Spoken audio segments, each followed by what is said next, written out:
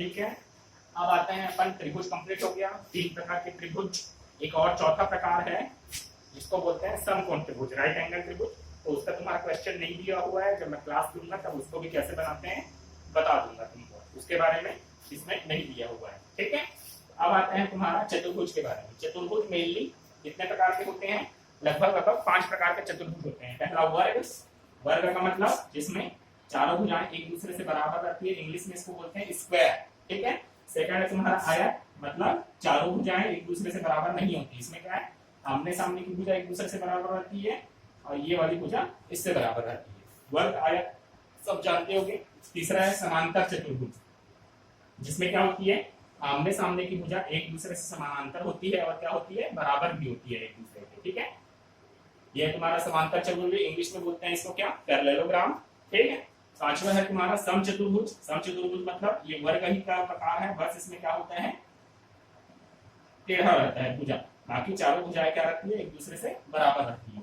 ये वाला क्या है, ये तुम्हारा एक दूसरे से मैच करता है, ये वाला भी तुम्हारा एक दूसरे से मैच करता है। 9वीं में पूरा मैं लिखाया हूँ, कॉपी को खोलना 9वीं वाले गणित की कॉपी के और देखते जाना। और एक है तुम्हारा क्या, समलंब चतुर्भुज, जिसमें आमने सामने की कोई एक जोड़ा या एक भुजा, एक जोड़े का भुजा, एक भुजा का जोड़ा क्या रहता है, एक दूसरे से क्या रहता है, समांतर रहता है, बराबर नहीं, समांतर। ये वाला क्या रहेगा, समांतर रहेगा, बराबर नहीं है। देख सकते हो ये छोटा है तुम्हारा, ये बड़ा है। ठीक है। बराबर नहीं है, क्या है, समांतर है। तो ये 5 प्रकार का तुम्हारा चतुर्भुज दिया हुआ है तुम्हारे पुस्तक में। 9वीं में भी सेम ये चीज दिया था, पूरा 9वीं में बताया था, पूरा पॉइंट लिखा के बताया था। उसको पढ़ना, समझ में नहीं आएगा, कुछ डाउट होगा तो पूछना। तो पहला क्वेश्चन है तुम्हारा क्या, एक वर्ग की रचना करना है हमको जिसकी भुजा की लंबाई दी हुई है। वर्ग है, आयत है, पहला क्वेश्चन, मतलब क्वेश्चन नंबर 16। हाँ, वर्ग ही है। क्वेश्चन नंबर 16 दिया है, एक वर्ग की संरचना करें जिसकी भुजा की लंबाई दी गई है। ठीक है। एक वर्ग की संरचना करें जिसकी भुजा की लंबाई दी गई है। अब इसमें वही चीज फिर दी हुई है तो बता दिया है, लेकिन कितना दिया हुआ है ये नहीं बताया है। तो हमने क्या मान लिया, माना कि वर्ग की भुजा की लंबाई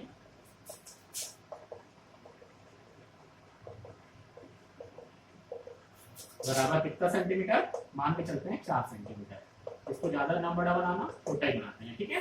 तो माना कि वर्ग के भुजा की लंबाई कितना, 4 सेंटीमीटर। तो हमने क्या करना है, एक 4 सेंटीमीटर का AB बराबर 4 सेंटीमीटर का एक सरल रेखा खींचा। रचना के बाद इसमें लिखा रहा हूं, बाकी मैं नहीं लिखाऊंगा। पहला, स्केल की सहायता से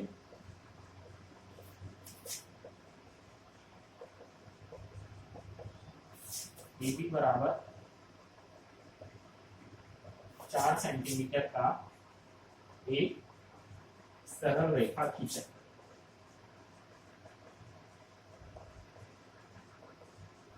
ठीक है। AB बराबर, स्केल की सहायता से AB बराबर 4 सेंटीमीटर का एक सरल रेखा खींचा।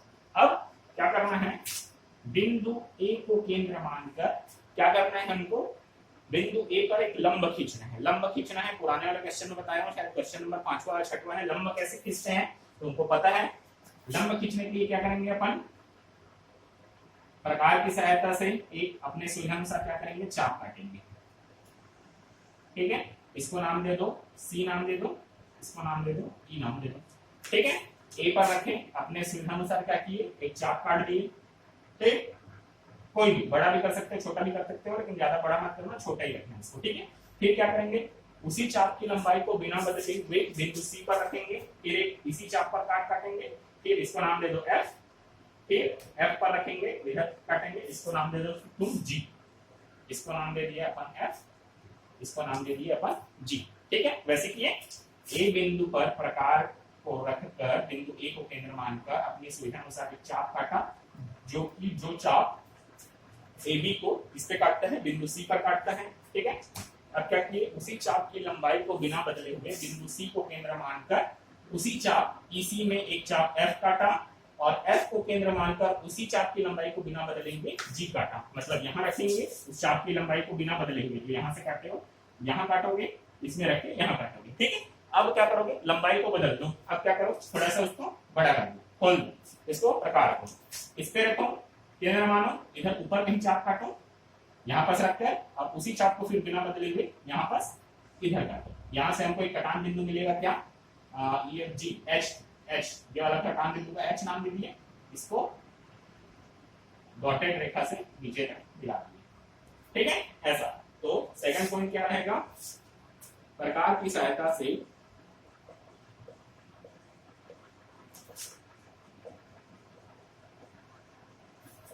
बिंदु A को केंद्र मानकर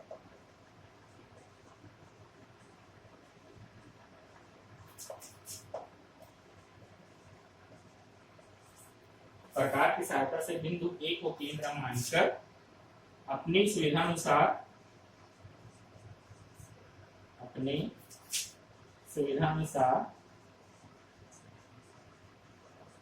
चाप की लंबाई लेकर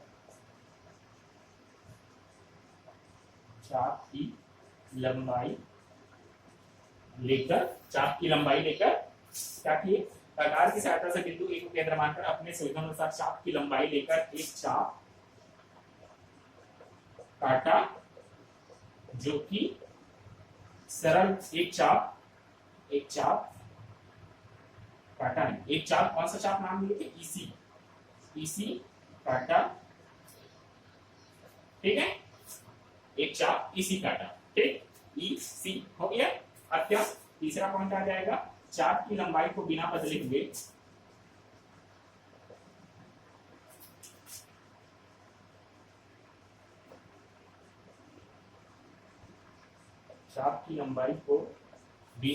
हुए बिंदु C को केंद्र मानकर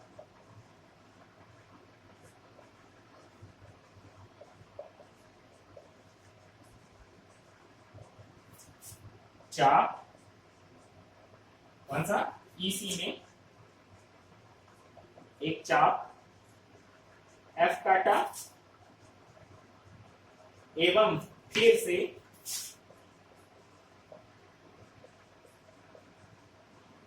उसी चाप की लंबाई से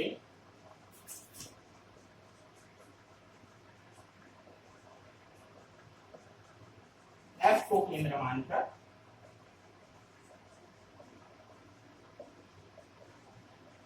एक और चाप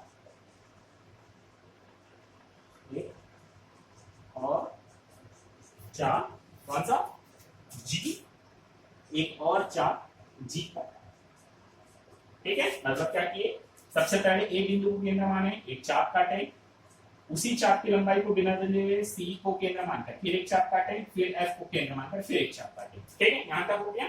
फिर अगला चौथा पॉइंट हो जाएगा तुम्हारा, क्या, चौथा पॉइंट होगा तुम्हारा क्या, बिंदु G और बिंदु F को केंद्र मानकर ऊपर की तरफ एक चाप काटा, दोनों चाप के कटान बिंदु को H नाम दिया। बिंदु G एवं F को केंद्र मानकर प्रकार की सहायता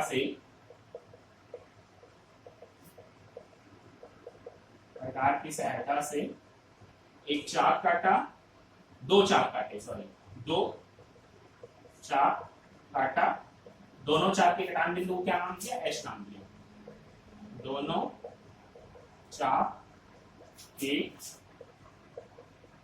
कटान बिंदु को क्या नाम दिया, H नाम दिया। मतलब यहां तक हमने क्या किया है, रेखा AB पर एक लंब क्या खींच दिया है, H खींच दिया है, इतना हमने किया है अभी तक। फिर क्या करना है, इतना हमको मिल गया, ये सीधा रेखा मिल जाएगा, ये अपने आप तुम्हारा कितना हो जाएगा, 90 अंश का बन जाएगा, अपने आप मिल जाएगा तुम्हारा इतना, ठीक है। अब क्या करना है, पांचवा पॉइंट इधर लिखता हूं, पांचवा पॉइंट, बिंदु A को केंद्र मानकर रेखा AH पर 4 सेंटीमीटर का एक चाप काटना है। क्यों, क्योंकि जब ये तुम्हारा ये वाला भुजा 4 सेंटीमीटर का है, तो ये वाला भी भुजा कितना सेंटीमीटर का है, 4 सेंटीमीटर, क्योंकि ये वर्ग है तो वर्ग में चारों भुजाओं की लंबाई क्या होती है, बराबर होती है। तो यहाँ बिंदु ए को केंद्र मानकर प्रकार की सहायता से एक चाप काटा, कितना सेंटीमीटर का, 4 सेंटीमीटर का। अब ये वाले को नाम दे दो, ई तक एच तक हो गया था एच, इसको दे दो एक्स, और ये वाली रेखा को यहां से यहां तक क्या कर दो, दाग कर दो, इसको दाग कर दो। ठीक है, तो क्या किए, प्रकार की सहायता से, पांचवा, प्रकार की सहायता, प्रकार की सहायता से बिंदु ए को केंद्र मानकर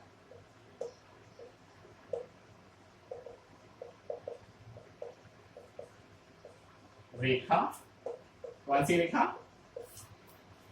एच ए, 4 सेंटीमीटर का एक चाप काटा।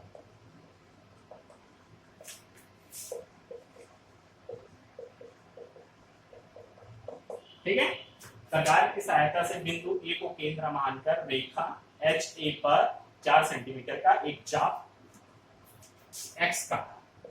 ठीक है, एक्स नाम दे दिया इसको। ठीक, अब क्या करना है, छठवां पॉइंट, फिर वही 4 सेंटीमीटर को नहीं बदलना है। ठीक है, एक्स पे रखो, इधर चाप काटो वही 4 सेंटीमीटर को, बी पर रखो, इधर चाप काटो, इसको नाम दो वाई। तो क्या करना है, छठवां पॉइंट, उसी चाप की लंबाई को बिना बदले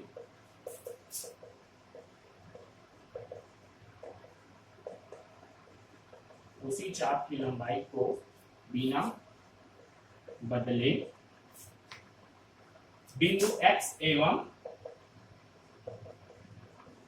बिंदु वहां से B से 2 चाप काटा, दोनों चाप के कटान बिंदु को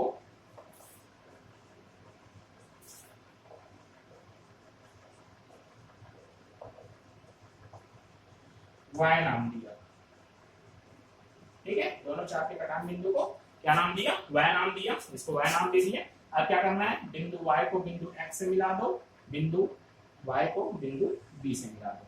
सातवां पॉइंट लिख लोगे तुम लोग, सातवां इधर लिख देता हूं, बिंदु y को बिंदु x एवं बिंदु B से मिलाया,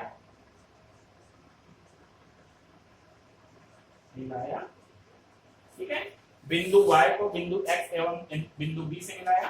आठवां पॉइंट हो जाएगा, इस प्रकार हमने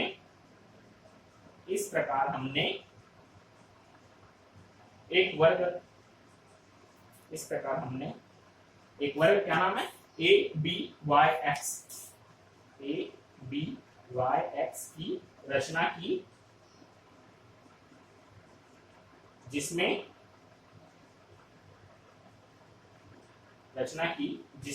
क्या होगा, जिसमें ए बी बराबर बी वाई बराबर वाई एक्स बराबर वाई ए बराबर कितना सेंटीमीटर है, 4 सेंटीमीटर। आया समझ में, कैसे किए, इतना ही है तुम्हारा वर्ग, जिसमें ये वाली भुजा, ये वाली भुजा, ये वाली भुजा, ये वाली भुजा, ये चारों भुजा क्या रहेगी, बराबर रहेगी। इतना करना है तुमको। ठीक है।